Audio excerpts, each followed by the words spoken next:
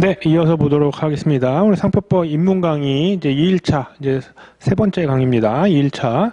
자, 지금 우리가 항상 위치가 어딘지 생각하셔야 돼요. 공부할 때. 특히 이제 입문 강의니까 막 뭐 세부적인 거를 막 지금 한꺼번에 다 하겠다. 그게 아니라 지금은 우리가 정의 규정, 뭐 사용 이런 걸 배웠는데 그 다음에 이제 상표가 등록이 돼야지 권리가 발생할 때 등록 요건을 알아야지만 그런 거를 이제 특허청이 심사할 거고 그게 이제 문제가 되면 우리가 변리사가 도와주게 되게 됩니다. 그래서 이제 등록 요건이 있는 것들을 이제 우리가 고객을 위해서 등록받도록 할 거고 만약에 거절 이유가 나오면 등록 요건을 정확히 알고 있어야지 거기에 대해서 대응을 하겠죠. 그 중에 이제 등록 요건 5단계가 있는데 그 중에 33조 자타 식별력과 관련된 규정 이런 것들을 지금 계속 하고 있는데 그 중에 1호, 2호를 했고요. 이제 쭉 보도록 하겠습니다. 3호부터.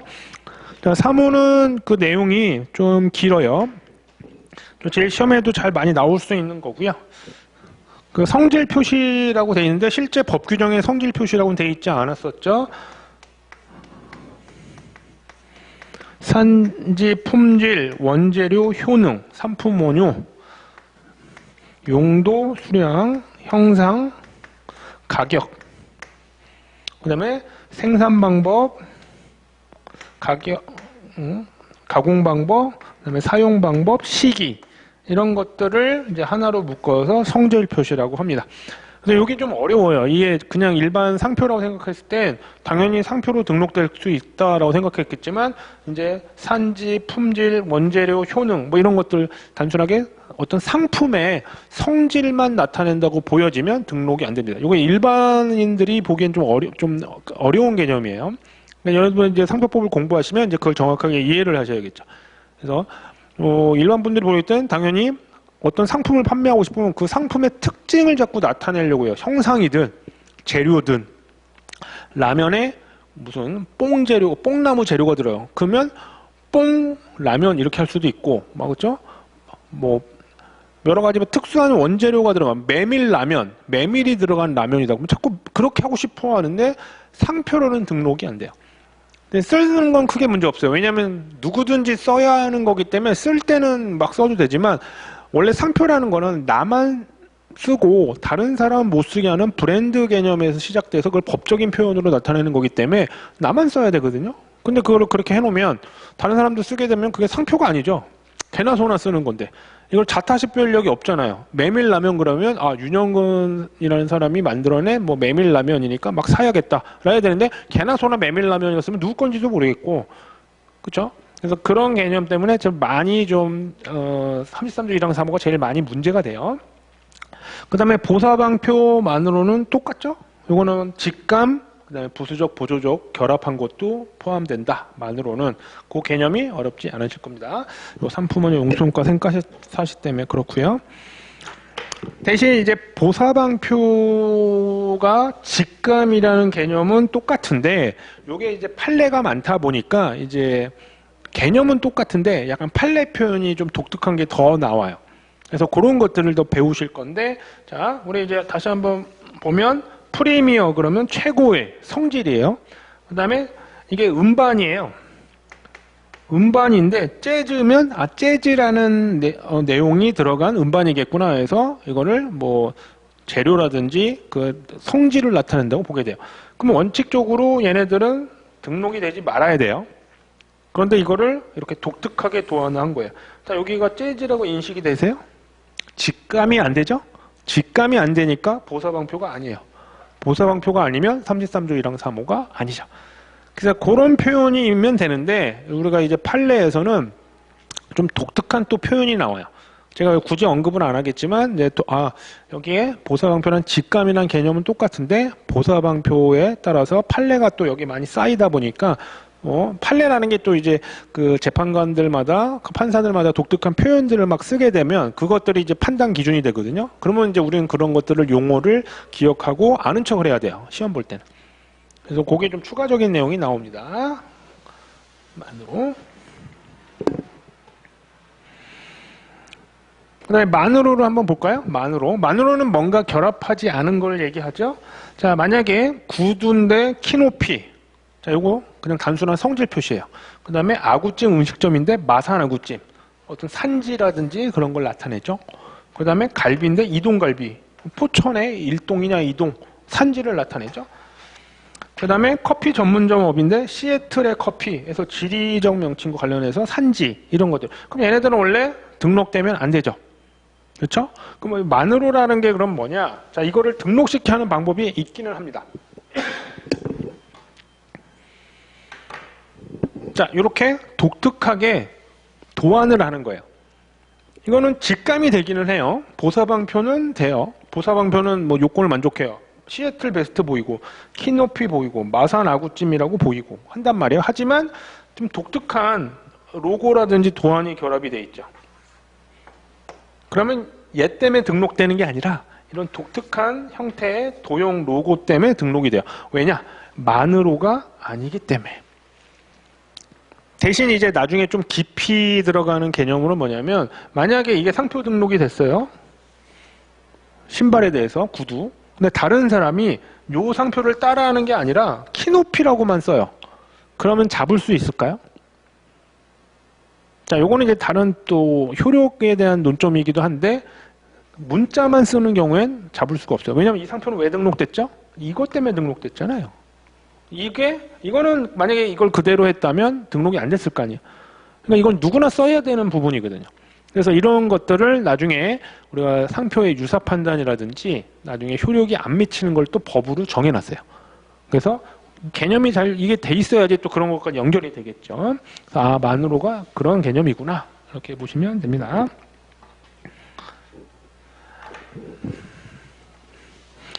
자, 그러면 이게 33조 1항 3호 상품원효 용수형가 생가 사실을 이제 뭐라고 한다고요? 성질 표시 또는 성질 표시 표장 또는 기술적 표장이라고 합니다.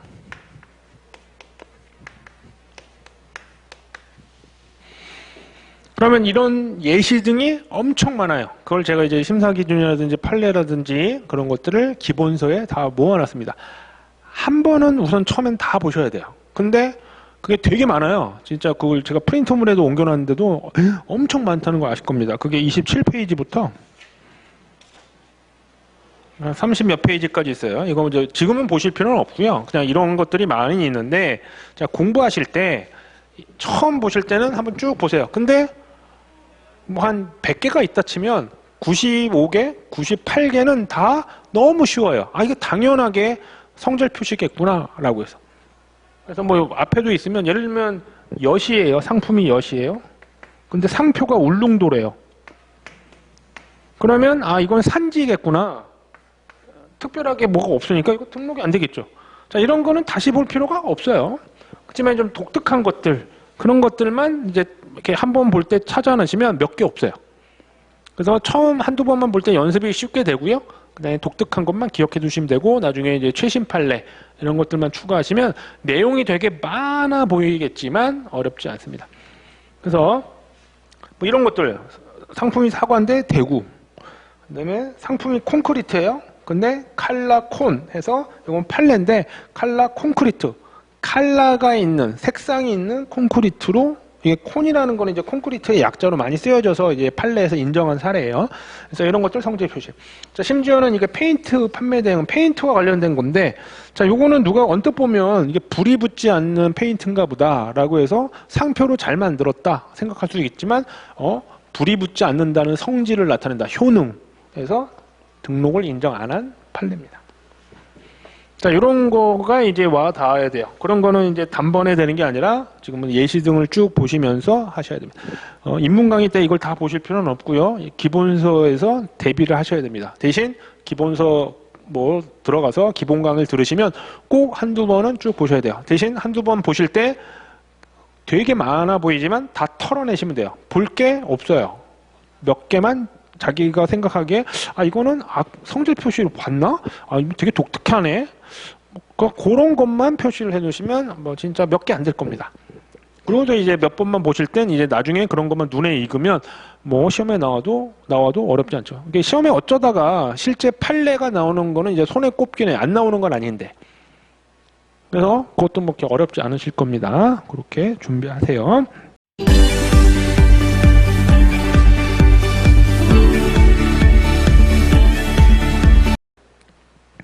그 다음에 이제 33조 1항 4호로 가겠습니다. 4호는 이렇게 되어 있습니다. 현저한 지리적 명칭, 또 명칭의 약어. 만약에 로스앤젤레스다. 그러면 지리적 명칭이고요. 현저하다는 것은 널리 알려졌다라는 겁니다. 그러니까 누구나 안다라고 보시면 돼요. 현저하다. 드러난 거예요. 드러나서 다 알 수 있다. 그럼 지리적 명칭은 우리가 아는 그냥 지역 명칭이에요. 뭐 신사동, 뭐 역삼, 뭐 이런 것들, 강남, 뭐 이런 식으로. 그 다음에 그거의 약어. 로스앤젤레스라면 LA, 뭐 이런 것들. 그 다음에 지도만으로 된 경우. 지도 형상을 얘기합니다. 지도는 뭐 시험에 거의 안 나오고요. 나온 적도 없고. 그런데 법조문에 이렇게 돼 있어요. 현저한 지리적 명칭을 만으로 된 경우. 그래서 보사방표가 없습니다. 자, 그러면 직감이라는 거를 적용하지 않느냐. 그런데 실제 판례나 이런 직감을 요구해요. 그러니까 법조문 자체는 보사방표라는 게 없지만 실제 적용은 직감을 적용합니다. 그러니까 고민할 필요가 없어요. 근데 왜 보사방표가 없는지는 이유가 있어요. 이건 이제 나중에 기본 강의 때 알려드릴 거고요. 하지만 실제 적용할 땐 보사방표가 있냐 없냐를 따질 필요가 없죠. 직감해야 됩니다. 그래서 지리적 명칭을 딱 직감을 해야지만 적용이 됩니다. 그럼 지리적 명칭이라는 게 그렇게 어렵지 않죠? 그렇죠? 대신 많이 알려진 지리적 명칭이 아닌 경우는 적용 안 돼요. 누가 봐도 알 수 있는 지역 명칭인 경우 이때만 적용이 됩니다. 네, 어렵지 않죠?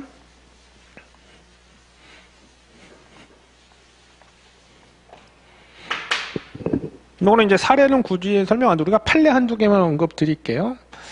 그 다음에 이제 33조 1항 4호의 지리적 명칭에서는 자, 원칙적으로 옛 지명이라든지 애칭, 별칭으로만 쓰는 건 적용 안 합니다. 즉 등록이 가능해요. 근데 그래서 예를 든 게 요거예요. 설화벌. 설화벌이 어디죠? 경주인가요? 아니면 신라 지역인가요? 참 애매해요. 그래서 우리가 현저한 지리적 명칭에 대한 사호를 판단할 땐 제가 이제 항상 예를 들어드리는 게 그거예요. 우선은 이해를 하실 때 이렇게 돼요. 이게 사호에 해당되냐? 그럼 그 지역이 정확하게 떠올라야지 사호예요. 이렇게 하면 되게 쉬워요. 결론 나는 게. 그러다 보니까 그 예전에는 이제 옛 지명이면 다 등록 가능하다 이러다가 이제 여러 가지 좀 히스토리가 있어서 빛고을, 한밭, 뭐 달구벌 이런 건 옛날 이름이죠. 이걸 지금 요즘에 이제 광주를 이게 원래 빛고을을 옛날 표현을 이제 한자어로 하면 광주잖아요. 빛고을 이런 식으로 빛광자에. 그죠? 넓은 밭 대전 이렇게 돼요. 그러니까 옛날 지명은 원래 등록이 됐었는데 좀 논란이 있어서 자 빛고을이나 한밭이나 달구벌은 옛 지명이지만 많이 알려져서 옛 지명이더라도 일반 수요자들이 어떻게 돼요? 일반인들이 딱 인식하기에 어느 지역이 떠오를 수 있다. 설화벌은 좀 애매하거든요. 어느 지역이 안 떠오르니까 설화벌은 인정 안 하지만 얘네들은 지리적 명칭으로 보게 됩니다. 그러니까 이건 예외들이죠. 이렇게 예외가 있다. 이렇게. 그렇죠? 그래서 얘네들만 이뤄주면 상표 등록이 안 돼요. 그렇죠? 만으로라고 돼 있으니까. 대신 뭔가 다른 게 결합하면 뭐 등록이 될 수는 있겠죠. 독특한 게. 그래서 이런 판례가 있습니다. 자, 용평이라는 거를 상표 출원을 한 거예요. 이렇게. 그랬더니 특허청이 거절을 합니다. 현저한 지리적 명칭이네. 그래가지고. 그러면 현저한 지리적 명칭 그냥 읽고 갔잖아요. 용평 그러면 다 아시잖아요.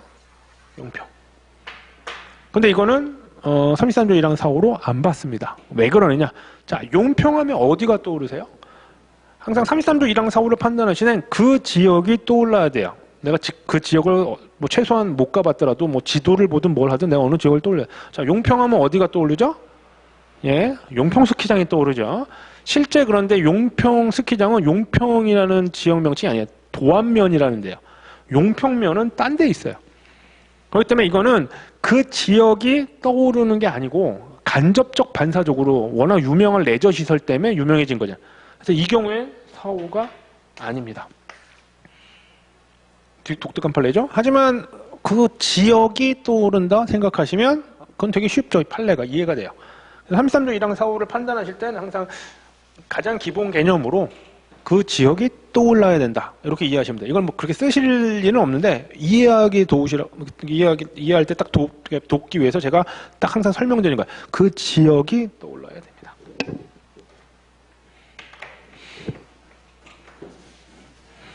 그다음에 요거는 사리원이라는 겁니다. 사리원. 사리원은 이제 평양에 있는 지역 이름이에요. 사리원. 그러니까 냉면에 관련된 거니까 여기 면옥 그러면 냉면집에서 많이 쓰는 거니까 만으로예요. 별로 식별력이 없는 애. 좀 사리원이 그러면 많이 알려진 지리적 명칭이냐 아니면 누구나 써야 되는 뭐 누구나 쓰는 게 아니라 특정인이 독점할 수 있는 좀 독특한 많이 알려진 뭐 지리적 명칭이 아니면 독점할 수 있고 많이 알려진 지리적 명칭이라면 독점할 수 없겠죠.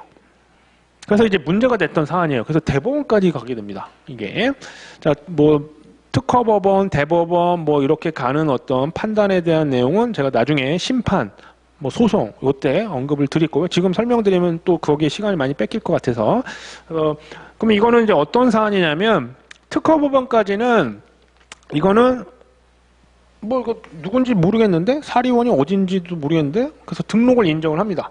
근데 대법원에서 자 식별력이 있냐 없냐를 판단하는데 등록 요건의 판단 시점이 언제죠? 이거를 등록받을 때 어떤 이게 아주 90몇 년도에 등록된 거기 때문에 그때 뭐 예를 들면 이게 뭐 2000년도다. 그러면 어떤 등록 여부 결정 시가 있었겠죠. 이때를 기준으로 33조 1항 4호 등록 요건을 검토를 해야 되죠. 그렇죠? 근데 이게 판례에서 실제 대법원까지 갔는데 그 특허법원에서 이거는 지금 21년이잖아요. 2021년도에 이게 2020년도인가 2019년도에 판례 나온 거니까 그 당시에 법원에서 이런 거 자료를 낼 때 설문조사를 한 거예요. 일반인 사람들한테. 사리원 아세요? 사리원? 그랬더니 잘 모르죠. 그러니까 그런 설문조사 자료를 막 냈어요. 그래서 그런 자료들을 이제 받아들여서 특허법원에서는 사람들 모르는데 뭐 지리적 명칭이야 현저한 아니네 많이 모르네.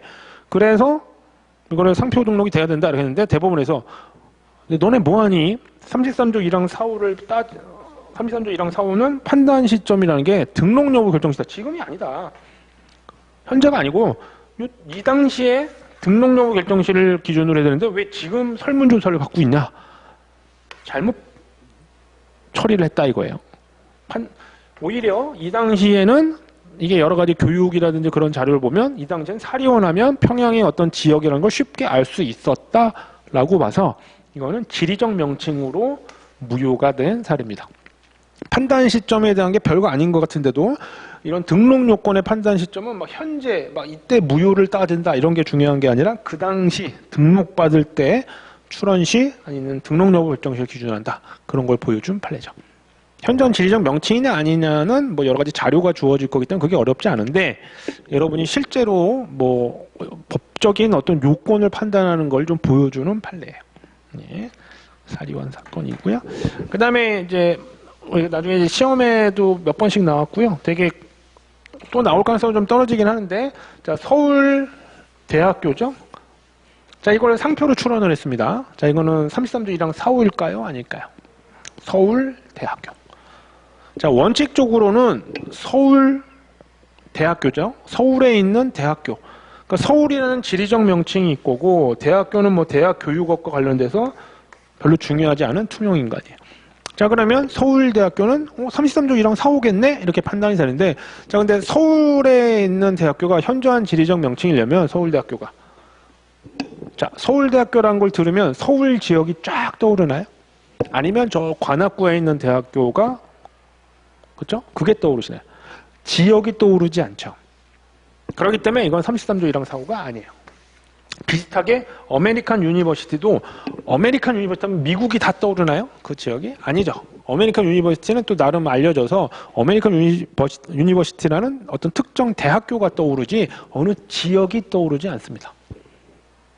그래서 결론은 되게 쉬운데 이제 나중에 우리가 이제 기본 강의라든지 이런 게 되면 요거를 왜 식별력이 있다고 해서 판단을 했는지 그런 판단하는 내용들이 나오는데 그런 걸 이제 실제 시험에서 쓰라고 나왔어요. 판례 내용을. 그러니까 정확한 이해를 해야 되죠. 그러니까 기본 강의 때도 조금 이해가 좀 어렵긴 해요. 왜냐하면 되게 뭐 여러 가지 전체적인 내용을 좀 알아야지 하시게 되는데 한두 번 이제 복습을 하고 나시게 되면 이제 그런 판결문이라든지 그런 내용들을 이제 아시게 됩니다. 그래서 요거 지리적 명칭과 관련된 것들이 있구나. 대학교 명칭. 자, 요게 33조 1항 4호였고요. 자, 우리가 이제 7호까지 좀 쭉 하고 있습니다. 지금 뭐냐 이런 게 있다 정도만 이렇게 맛배기로 보는 거죠. 그다음에 5호는 뭐냐면 우리가 저는 이제 윤씨고 그다음에 김씨, 박씨 흔한 성이죠. 흔한 성이나 이걸 엔드라고 해놨는데 또는 아니면 많이 쓰이는 명칭, 뭐 컴퍼니 뭐 이런 것들 있잖아요. 그거 자체로는 등록이 안 돼요. 근데 만약에 흔한 성이 아닌 거, 이게 무시하는 건 아닌데 뭐 가씨라든지, 그렇죠? 뭐 방씨라든지 이런 것들은 흔한 성으로 안 봅니다. 뭐 근데 그걸 따지질 않고요. 그냥 그런 것들은 등록이 안 된다라고만 아시면 돼요. 흔한 성. 자, 그걸 보사방표 직감만으로 똑같죠. 그래서 흔한 성은 또는 흔히 많이 쓰이는 명칭, 뭐 회사를 나타내는 회, 뭐 이런 것들을 협회, 뭐 이런 단어 자체로는 등록이 안 된다. 그걸 다루는 게 5호입니다. 5호.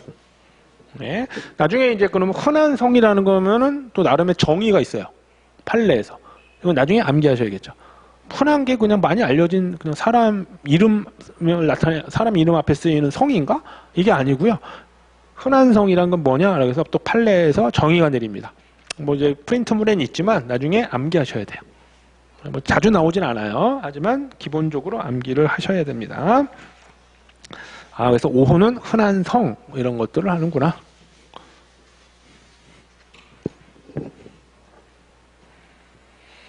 그 다음에 6호로 갑니다. 6호는 간단하고 흔히 있는 표장만으로는 안 된다 이렇게 되어 있습니다. 그래서 여기 보사방표가 없어요. 근데 유일하게 자 우리 프린트물에 혹시 나중에 기록을 하시라고 33조 1항 6호인데 그 36페이지입니다. 프린트물은 36페이지. 자, 보사방표가 분명히 없어요. 간단하고 흔히 있는 표장만으로 이렇게 되어 있는데 자, 보사방표가 없어도 아까 막 보면 4호 같은 경우도 직감해야 되잖아요. 이때는 직감이 중요하지 않아요. 얘만. 얘가 되게 예외적이에요. 6호는. 그건 왜 그러냐면 요거 간단하고 흔히라는 표현 때문에 그렇습니다.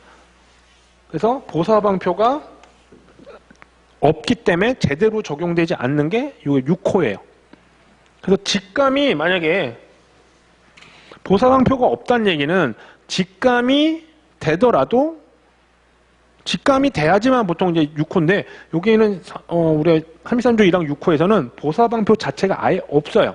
요것만 따져요. 간단하고 흔하냐 이런 것만 따지거든요. 근데 이 간단하고 흔하냐는 뭐 몇 가지만 아시면 돼요. 영문자 아니 뭐 이렇게 외국 문자 2자 이내 숫자 2자 이내 이렇게 이런 것들을 이제 간단하고 흔하다고 표현합니다. 그런 것들만 따지지 보사방표를 따지지 않게 됩니다. 요거만 되게 독특하다. 요거는 이제 나중에 실제 사례를 보면서 기본 강의 때 이렇게 하시면 되게 쉬워요. 요것만 기억하면 되겠구나. 나머지는 직감해야 되는데 얘네는 직감이냐 아니냐가 중요한 게 아니구나. 보사방표가 아예 없어요. 요건상. 그래서 직감 안 하면 직감이냐 아니냐가 직감이 되더라도 이 간단하고 흔하냐만 따져요. 그래서 직감 여부가 중요하지 않은 규정이 요게 유일합니다. 33조 1항 각호 중에 6호. 이걸 간단하고 흔히 있는 표장이라고 표현을 하고요.